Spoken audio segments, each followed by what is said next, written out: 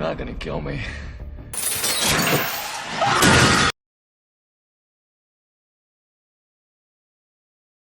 Di awal kisah terlihat seorang polisi sedang bergegas mengantarkan rekannya ke rumah sakit. Karena saat berpatroli mereka sempat terlibat aksi saling tembak dengan pelaku kriminal. Setelah berada di rumah sakit, seorang dokter bernama Paul Kersey langsung menangani polisi tersebut. Akan tetapi nasib berkata lain. Sebelum mengambil tindakan, nyawa si polisi sudah melayang. Sorry. Keesokan paginya, Paul sendiri tinggal dengan damai bersama istri dan anak perempuannya di pinggiran kota. Memiliki kehidupan yang tenang serta ekonomi yang cukup membuat Paul dan keluarga selalu merasakan tentang apa yang disebut dengan kebahagiaan. Singkat cerita, di saat Paul beserta keluarganya hendak pergi makan malam sambil merayakan ulang tahun dirinya, tiba-tiba ia mendapat panggilan telepon untuk segera kembali ke rumah sakit. Mengetahui itu, mereka pun akhirnya gagal untuk pergi bersenang-senang. Beberapa lama kemudian, di saat Paul sedang berada di rumah sakit, sang istri yang bernama Lucy tiba-tiba melihat jendela rumahnya sudah dalam keadaan terbuka. Mengetahui ada seseorang yang masuk ke dalam rumahnya dengan perasaan takut, Lucy lalu memanggil sang anak untuk segera turun dari kamarnya. Dan tidak lama kemudian, ternyata muncullah 3 orang perampok yang langsung menyuruh Lucy untuk menunjukkan di mana ia menyimpan hartanya. Melihat sang anak telah disandra oleh si perampok, dengan terpaksa Lucy langsung menuruti perintah dari si perampok. Lalu di saat sang ibu sedang sibuk membuka brankas, salah satu perampok mulai melakukan aksi nyelenehnya kepada anak perempuan Paul yang bernama Jordan. Menyadari itu, dengan beraninya Jordan pun berusaha melawan hingga berhasil melukai si perampok. Melihat telah terjadinya keributan, dengan cepat Lucy berusaha menyerang si perampok. Akan tetapi tindakan tersebut malah membuat si perampok kesal, dan kemudian beberapa lama setelah kejadian itu, Paul yang masih berada di rumah sakit mendapatkan kabar jika anak dan istrinya telah mengalami suatu kejadian yang mengharuskan para dokter memasukkan mereka ke ruang operasi. Mendengar itu, dengan terkejut, Paul mencoba memeriksa keadaan mereka. Akan tetapi sungguh disayangkan, Lucy yang terluka karena tertembak tidak mampu bertahan dan akhirnya tewas di rumah sakit. Melihat itu, Paul hampir merasa tidak percaya dengan apa yang telah ia alami, karena sang istri yang ia cintai lebih dulu meninggalkan dirinya.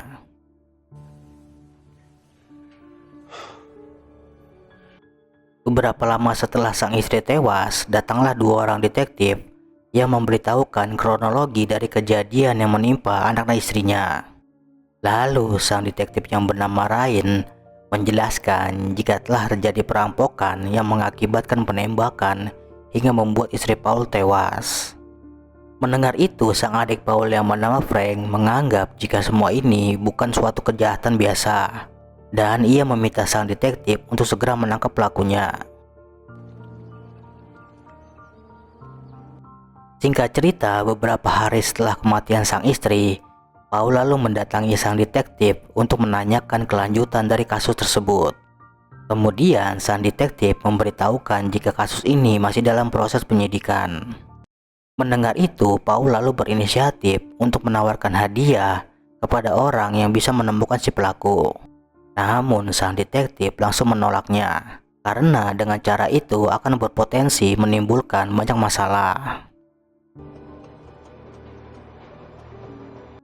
Setelah bertemu dengan si detektif, ketika Paul sedang berada di tengah jalan, ia melihat beberapa para preman sedang menjahili seorang wanita. Melihat itu, dengan beraninya Paul menyuruh preman tersebut berhenti. Dan ternyata Paul malah membuat preman itu marah, dan kemudian langsung menghajar Paul habis-habisan. Lalu berkaca dari kejadian yang ia alami, ternyata diam-diam Paul pergi ke toko senjata yang sudah berlisensi. Karena Paul sama sekali tidak pernah ke tempat itu sebelumnya, Paul masih merasa bingung bagaimana cara membeli senjata dari toko tersebut. Mendengar itu, dengan baiknya sang penjaga toko berhasil meyakinkan Paul untuk membeli senjata pertamanya. Setelah itu, sambil melihat tayangan video tutorial, Paul mulai belajar bagaimana cara menggunakan senjata dengan baik dan benar.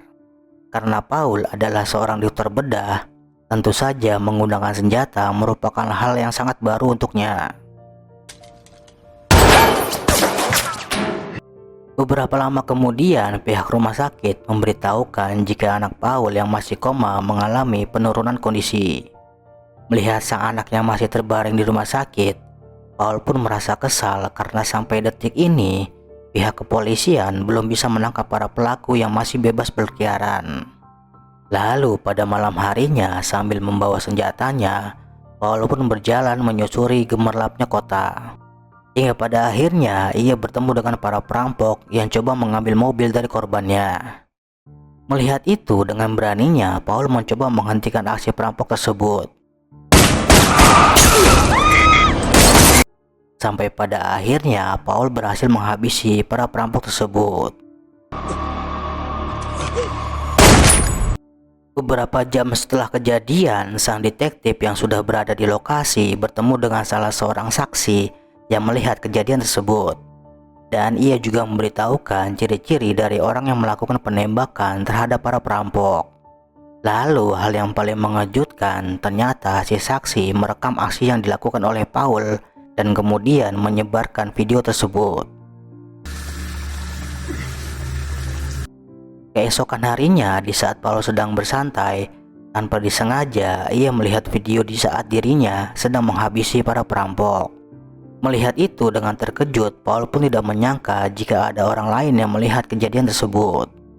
Setelah melihat video itu, Paul pun kembali melakukan tugasnya sebagai seorang dokter. Lalu ia pun bertemu dengan seorang anak yang terluka karena tertembak. Di saat sedang memeriksanya, Paul bertanya kepada si anak kenapa ia bisa tertembak. Mendengar itu, dengan santai si anak yang bernama Tyler memberitahukan jika ada seseorang pria yang menembak dirinya karena tidak mau bekerja untuknya. Beberapa lama si pria tersebut tewas, si detektif yang sudah berada di lokasi beranggapan jika pelakunya memiliki ciri-ciri yang sama seperti orang yang telah menembak para perampok. Akan tetapi mereka belum bisa mendapat informasi secara detail tentang siapakah sebenarnya orang tersebut. Singkat cerita, di ruang UGD ketika Paul sedang menangani seseorang yang sedang sekarat, ia melihat jam tangan miliknya berada di lengan si pasien. Clear. Mengetahui itu, Paul langsung berasumsi jika pria tersebut adalah salah satu pelaku yang merampok rumahnya. Lalu secara diam-diam, Paul mulai mencari tahu siapa orang tersebut. Kemudian di saat Paul mendapatkan ponsel si pasien, ternyata di ponsel itu tersimpan alamat rumahnya. Melihat itu, Paul baru menyadari jika si pasien adalah salah seorang tukang parkir yang pernah bertemu dengannya beberapa saat sebelum perampokan terjadi. Setelah itu, Paul juga melihat tempat di mana para perampok menjual hasil rampokannya. Mengetahui itu, tanpa banyak berpikir, Paul langsung mendatangi tempat tersebut.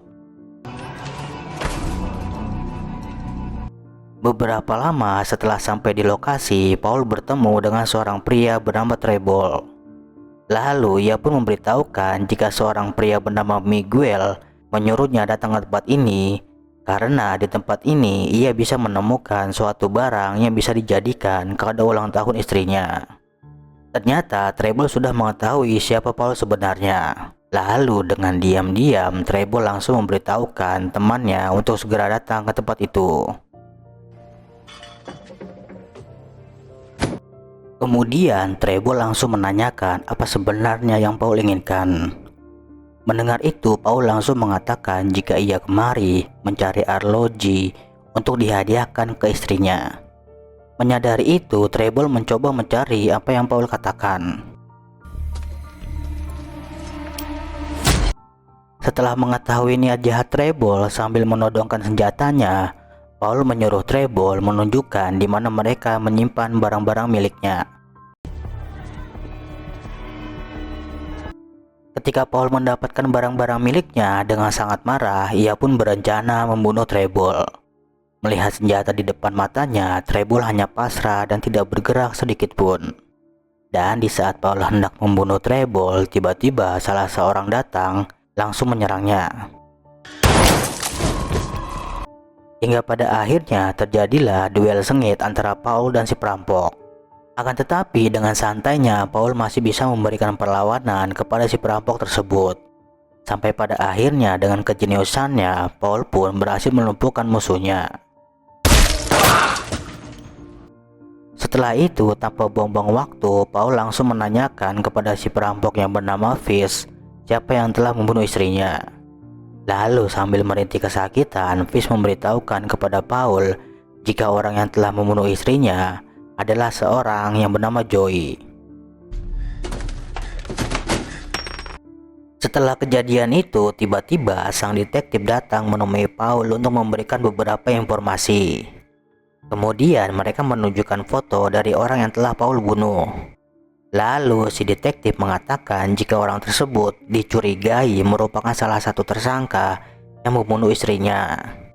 Kemudian dengan santai dan berpura-pura tidak tahu, Paul menanyakan bagaimana dengan kelanjutan dari kasus ini.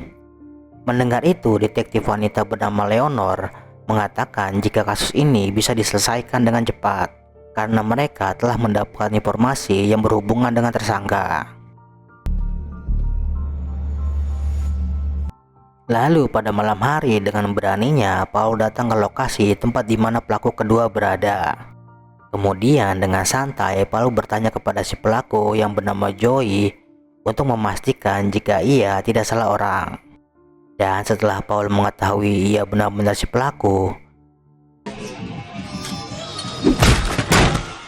beberapa lama setelah Joey tersadar dari pingsannya, tanpa buang-buang waktu, Paul langsung menyiksa Joey untuk mendapatkan informasi di mana pelaku ketiga berada.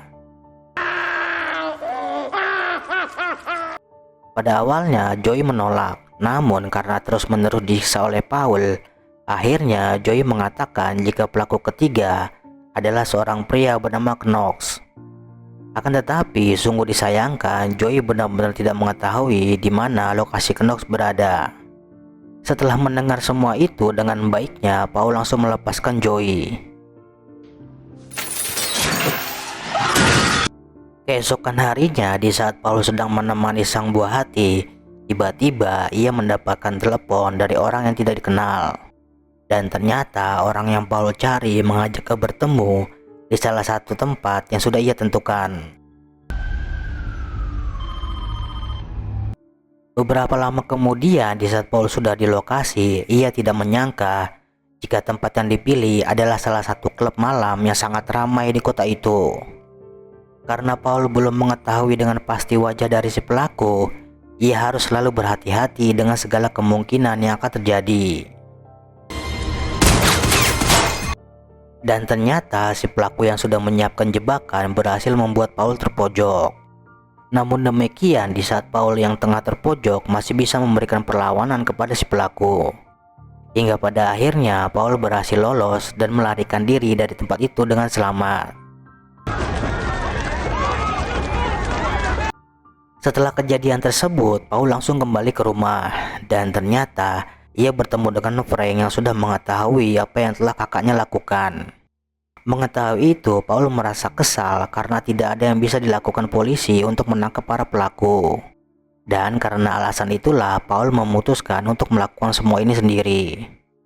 Namun di saat Paul dan Frank sedang berdebat, tiba-tiba pihak rumah sakit memberitahukan jika anak Paul sudah siuman.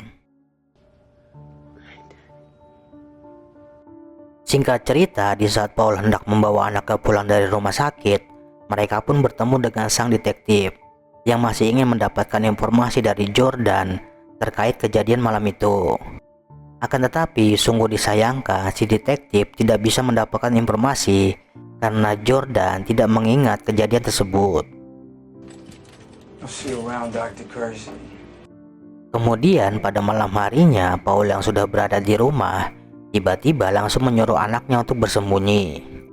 Dan tidak lama kemudian beberapa orang tidak dikenal masuk ke dalam rumahnya.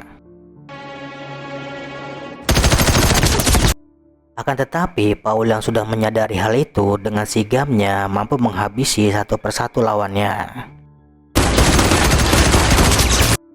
Namun di saat Paul mengira semuanya sudah berakhir, ternyata Knox datang dan langsung menembaknya. Melihat Paul yang sudah tidak berdaya, Knox yang mengira bisa mengalahkan Paul, tiba-tiba dengan cepatnya Paul langsung menyerang hingga berhasil melumpuhkannya. Sampai pada akhirnya Knox pun tewas dengan kondisi yang sangat menyedihkan. Kemudian beberapa jam setelah kejadian itu, sang detektif mulai menginterogasi Paul terkait kejadian tersebut. Lalu Paul pun menjelaskan dengan beberapa argumen yang menyatakan jika ia telah diserang oleh beberapa orang yang tidak dikenal. Setelah mendengar semua pengakuan Paul, sang detektif merasa puas dengan apa yang telah Paul jelaskan. Dan setelah itu film pun